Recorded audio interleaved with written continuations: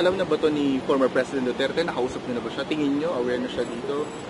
Ay, I don't know. Wala pa kami kontak kasi kagabi pa ako, galing kong Baguio, natutulog ko sa Baguio noong alas 2. Ginising ako, tinawagan ako na humihingi ng tulong si BP Inday Sara sa sitwasyon nila doon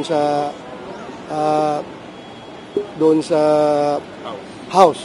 Kaya bumaba kagad ako, bumiyahe kagad ako dito from Baguio para matingnan lang kung anong sitwasyon nila.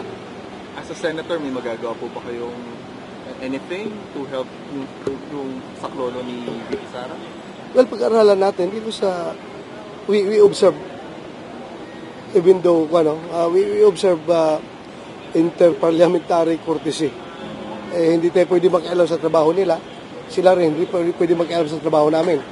So yan ang binabantayan natin, pero yung nga lang, nakakomento lang ako na hindi po maganda talaga. Bakit ang isang person na cited in contempt lang sa isang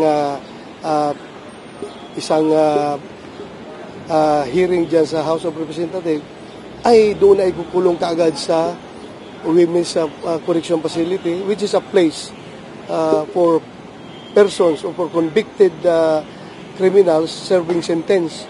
Hindi pa kumbikado itong tao na ito. Bakit doon mo kaagad ipadala? Hindi pa nga akusado.